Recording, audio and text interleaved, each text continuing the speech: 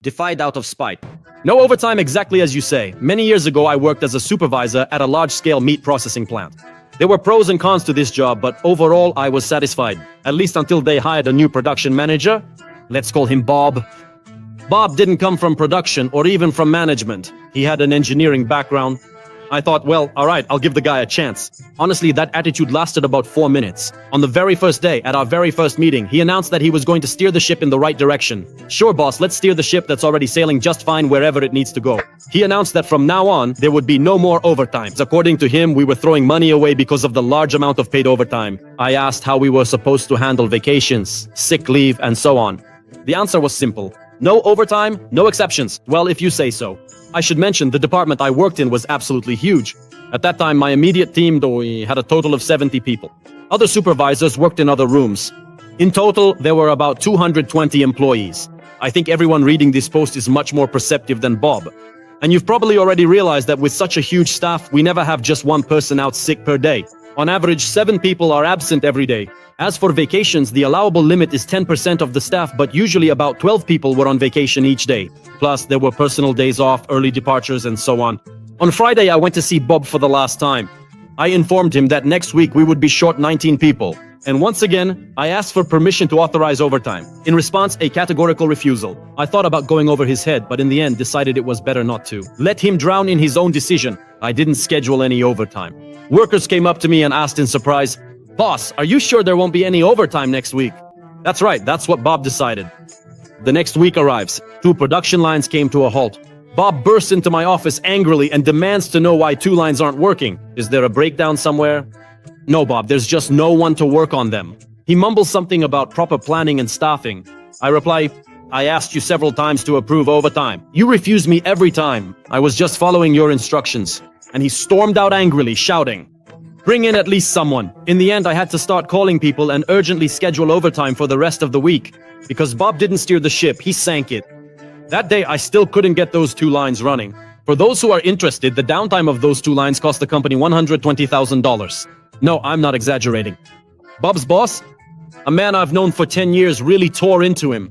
Then he came outside to smoke with me and said, what was he even thinking? I thought engineers were supposed to be smart. I laughed so hard I almost choked on my cigarette. Bob lasted with us for about 3 months. The HR training ended up getting me extra pay. I work for a large grocery store chain.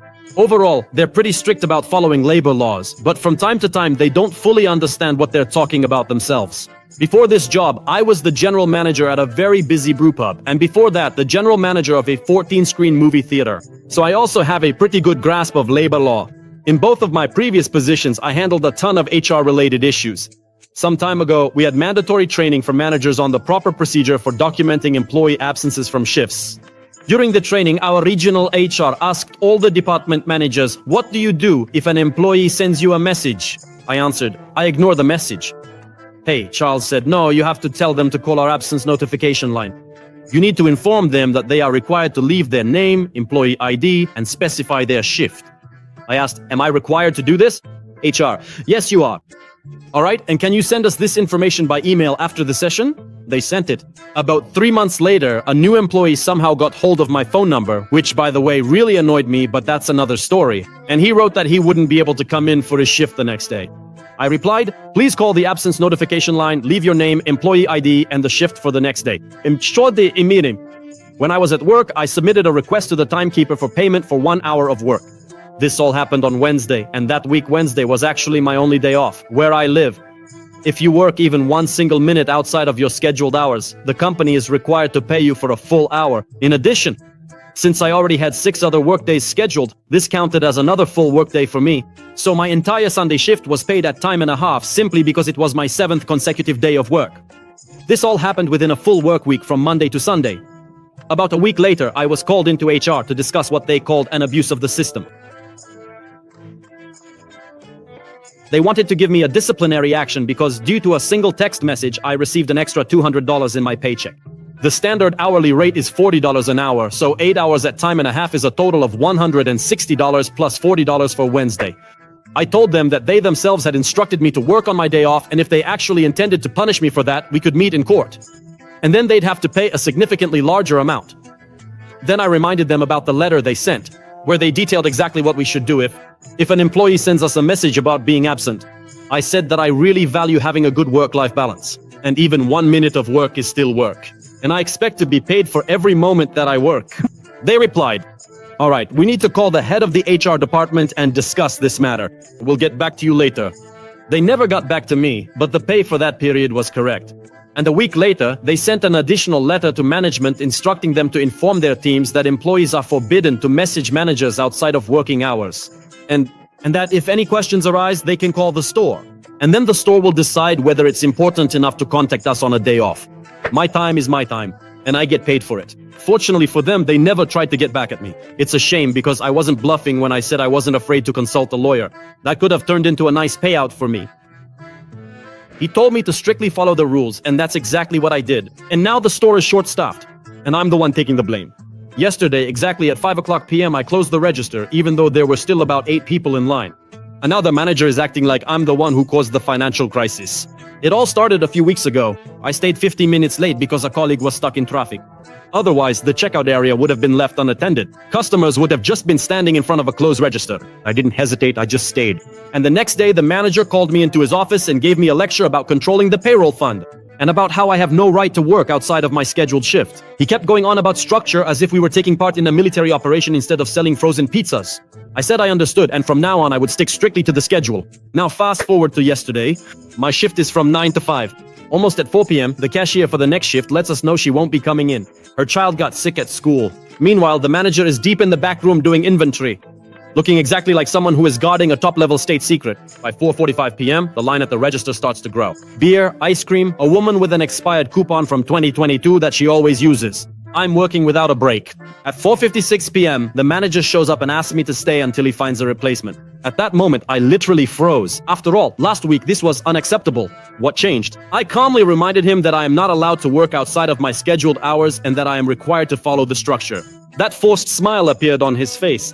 At 5 p.m, I finished the current transaction, put up the register closed sign, and started counting the cash. The line was still there, staring at me as if I had ruined their holiday. I apologized and referred to the store policy. At 5:02 p.m, I clocked out. The cash count took a couple of minutes. On my way out, I heard the manager asking the packer how to cancel a coupon, and I barely held back my laughter. As a result, 3 customers left their full carts and walked out.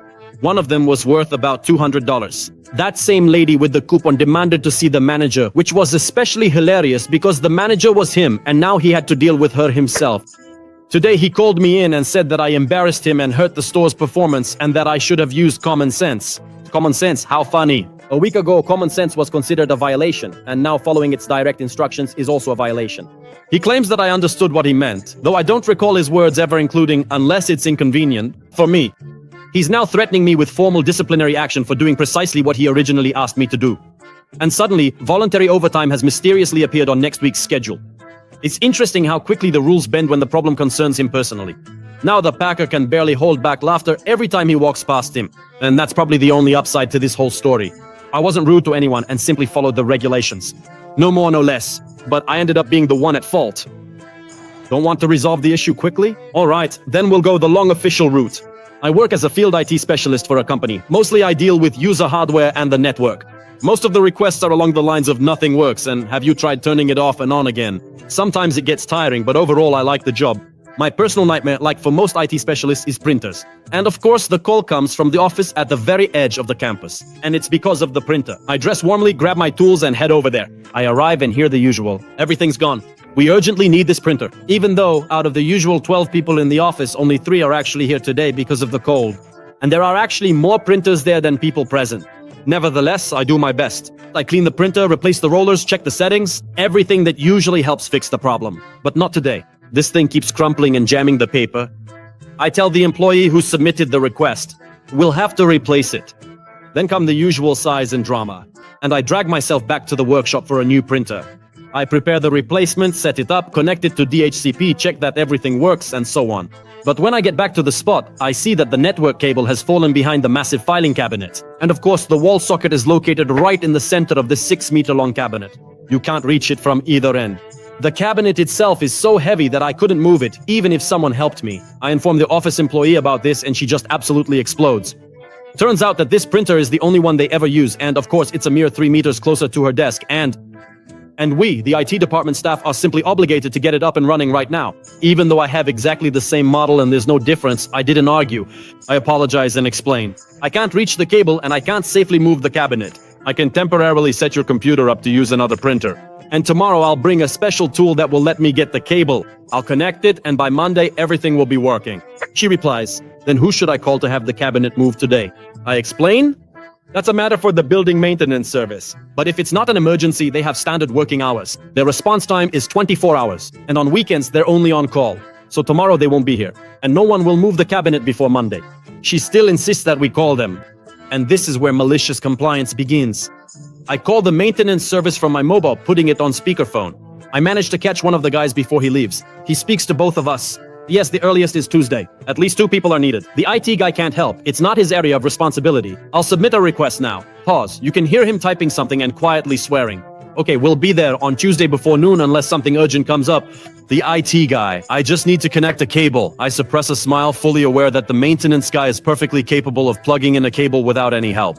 I reply, if you want, you can do it yourself. If you need an IT specialist, we can send one, but we'll have to check the schedule. I'm off on Monday and Tuesday. It might have to be postponed to Wednesday. The employee has been standing there the whole time with the expression of someone who's just been hit over the head and is trying to recover. The maintenance guy confirms. No, it's all good. Tuesday before noon, unless there are emergency calls. And hangs up the phone. I inform the employee, it is fine with that. In the meantime, I'll take the old printer and thank you for your patience. Once the maintenance service confirms that everything is ready, we'll send a specialist to check that the printer is working and properly connected to the network. When I got back to the workshop and told my colleague everything, we had a good laugh. I called maintenance back and asked them to cancel the request. Tomorrow I'll bring my little grabber. That's the very tool you can use to reach the cable, and I'll connect everything myself. He decided to wait until Monday to cancel so that the automatic notification wouldn't be sent to the user. Update, the cable has been successfully retrieved. The tool will help to reach it. The cable is once again secured in its wobbly clip and connected to the printer. Fortunately, the gremlins didn't touch it overnight, so I can close the ticket. The boss decided to strictly enforce the dress code. In response, I started coming to work in leggings. I'm 34. A few years ago, I worked at a very popular chain of 24-hour stores. By nature, I'm a bit of a clown, but at the same time, I meticulously follow the rules. Over the years, our managers changed constantly. And one day, we got a new boss, always dissatisfied and clearly determined to show who's in charge. Almost immediately, she put up an excerpt from the dress code manual in the break room and started nitpicking employees' clothing. What especially got on her nerves were the girls wearing leggings. Being a stickler for wording, I carefully reread the rules and found a very interesting little detail. Leggings were allowed if they were flared at the ankles, and nowhere did it explicitly say that this was exclusively meant for women's clothing. That's when my malicious compliance began. After our shift, my friend and I went to Walmart and bought me a pair of such pants. I'm not exactly huge, but I'm solidly built, and I also have a big beard. After that, I started wearing them almost every shift, especially when she was working. Oh, how much it annoyed her. I was constantly hearing constant complaints from her and even saw her running to both the assistant manager and the manager. They always gave her the same answer. He's dressed according to the regulations. There's nothing we can do. This went on for about a month until she asked to be transferred, but it was even more fun to troll the creepy customers from the delivery service. They would hang around the ready-made food area and stare at the young female employees, especially when they bent over. And in the meantime, I would quietly stand next to them, giving them one more backside to admire. Then I'd suddenly turn my head and catch them staring right at me. The look of disgust on their faces filled my heart with joy. Either I'm in charge or I'm not. So in the end, I ended up in both roles at once. It's a long story, but first a bit of context about the job I used to do. For 8 years, I worked in the district emergency psychiatric service. It was a long time ago. We worked in conjunction with the hospital. Some patients came to us from the emergency department, but the main task was to make house calls to people, to other hospitals, and even to prisons, to assess their condition and, if there were legal grounds, to initiate the procedure for involuntary hospitalization. The unit operated around the clock, with shifts from 7 to 15, from 15 to 23, and from 23 to 7. Over the years, I worked all 3 schedules and was well known in the team. What I liked most were the house calls, and in this I was different from most people. Most of my colleagues preferred to see patients from our own emergency department. Usually each person handled 1 or 2 cases per shift. If a patient could be admitted to the hospital, in our department there was actually only about 2 hours of active work, and the rest of the time was spent talking, answering crisis calls, and trying not to get assigned a new case. But I couldn't stand sitting around with nothing to do. I needed to be active, otherwise the shift turned into torture for me. That's why I often took on a second case and frequently stayed after my shift ended because I didn't like handing over cases. Too many details were often lost during staff changes. It was usually quiet in the morning, but by midday there would be a rush. I asked to be switched to a 10 a.m. to 6 p.m. schedule, and it was approved. My colleagues on the day shift were happy about this since most of them weren't eager to go out on calls. Officially, cases were assigned based on the order in which employees arrived, but after a few weeks I started to notice that when I came in at 10 a.m., there were people who had been sitting around with nothing to do since 7, and the field case would sit there for hours. They just knew that I would want to go anyway. And yes, that's exactly how it was. I didn't care who was listed in the logbook. The main thing was that I got to go out on calls. But this said a lot about everyone else's attitude. And now here's the part about malicious compliance with the rules. Names have been changed. Alan was the official supervisor of the evening shift from 3 p.m. to 11 p.m. At the same time, he also had another full-time job, and he usually only showed up at the unit around 5:30 p.m. Because of this, the day shift supervisor, Daniel, would hand over the report not to him directly, but to someone from the evening shift who was already there, and that person would then relay everything to Alan. Essentially, the first employee to arrive would receive the report, so the acting supervisor changed almost every day. Over time, Daniel started regularly handing over the report, specifically to me, even if other evening shift employees were already present. Because of this consistency, many people started to see me as a full-fledged supervisor. Other departments would come to me for consultations, ask me to approve complicated cases, and seek my expert opinion, even though officially this was not part of my duties. The formal supervisors received a small, insignificant bonus. But later, it was precisely this nuance that played a role. People only approached me as a supervisor when it was convenient for them, when a difficult decision had to be made, or when it was necessary to call another institution and defend our clinical position, our position. Suddenly, I found myself seen as the main person in the eyes of my colleagues. But if a new case came in between 3 o'clock and 5:30 p.m. and I tried to assign it to the staff, they would refuse, saying they'd wait for Alan because he was the real supervisor. And technically, they were right. I wasn't their supervisor. Alan would come in, see the cases that had been sitting there since 3 o'clock, and ask why no one had taken care of them. I would just shrug and explain the situation. He would sigh and start assigning the work. Meanwhile, other institutions would call, asking when someone from our department would come and complaining about the delays.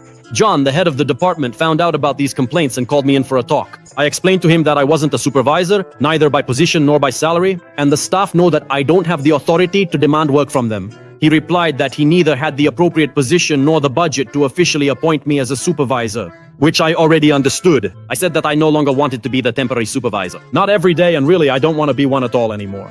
In response, John noted that my professional opinion is trusted more, both in our hospital and in other institutions, and that it is important to him that the person in charge has a higher level of training.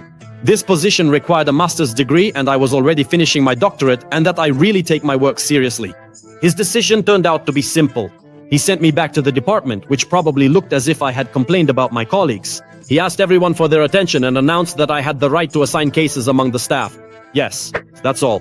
He couldn't formalize this in writing because I didn't have any official authority. And if anyone decided to ignore me, HR would have taken their side for exactly that reason. Over the next 2 days, new cases kept coming in. I offered the staff to take them. They refused, and we just sat and waited for Alan to arrive. On the third day, around 3:15 p.m., a call came in from the most remote hospital in our district. It was a 40-minute drive one way. When I shared the information, all I got in response were rolled eyes and people going back to their crosswords and books. I offered 1 or 2 employees to take on the case. In response, there was complete silence. There wasn't even a formal refusal. Since John had announced that I could assign cases to anyone, I wrote the case down for myself in the logbook, took the keys to the company car, and calmly left. I often moved around the hospital, so my absence didn't surprise anyone. Almost at my destination, I received the first call on my mobile. Chris, an employee who wasn't formally under my supervision, informed me that from our inpatient unit, they called to request a consultation. I replied that I would take care of it and hung up. 20 minutes later, Danny, also not my subordinate, called. She said that the psychiatrist from the inpatient unit had called back and wanted to know when the consultation would take place. I asked why Chris hadn't done it, and yes, she replied that the shift had discussed it and decided it would be better that way. If I speak with the psychiatrist, I said that if the consultation is urgent, one of them will have to handle it because I won't be back for quite a while. Danny asked in surprise, "Not for a while? Aren't you in the ER?"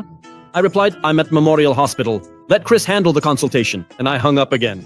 15 minutes later, John called me, already from home, since his workday ends at 3 o'clock p.m. I answered and quickly said that I would call back, as I was in a difficult situation with a patient, and I ended the call. Then John called the hospital department where I was working with the patient and asked them to hand me the phone. He asked where I was. I replied I was acting following his instructions. He gave me authority to assign cases, and I assigned this case to myself. I added that I had offered it to other staff members, but no one agreed. I couldn't force them, and the situation was urgent. The patient had attacked 2 other patients and a nurse, and he needed to be urgently transferred to a higher level of care. By that time, I had almost completed the procedure, while the evening supervisor hadn't even arrived yet. And at that point, John had nothing to object to. I wasn't going to sit idly by while the situation could get worse. I don't know exactly what John told the staff later, but I was told that he was extremely irritated. He stated that despite my lack of formal managerial status, my assignments should be considered his direct orders, and refusal to carry them out would be regarded as insubordination, up to and including disciplinary action. After that, the employees started taking on the cases I assigned to them. If someone started to show dissatisfaction, I would simply pick up the folder and ask, "You or me?" And that usually settled the matter right away. Just don't tell anyone that you're quitting. Alright, I won't say anything. About 10 years ago, at my first job after university, I encountered a boss who, for some reason, decided to hate me. To this day, I'm still not sure what I did to her, but she systematically made my life unbearable. Without any explanation, she transferred me to the night shift. She would change my schedule at the last minute, and once, she changed the schedule for the next day after I had already left. Then she wrote me up for being late. In short, she was a real piece of work, so I started looking for a new job. I found one and came in to give my 2 weeks notice before leaving. This happened to coincide with a period of mass layoffs. In 3 or 4 weeks, I was already the 5th person to leave. The mood among the team was at rock bottom, and every time someone quit, instead of analyzing the reasons, she would just buy everyone pizza. After I told her I was leaving, she said, "Just don't tell anyone you're quitting." I replied, "Alright." I walked out of the office and loudly announced to my colleagues, "Guys, guess what? There's going to be pizza soon." Everyone instantly understood what had happened. She was seriously burned, and I felt amazing. I calmly finished out my 2 weeks, and after that, she never spoke to me again. Thank you for watching. Share your malicious compliance stories in the comments below and check out our other videos. And see you tomorrow. Bye.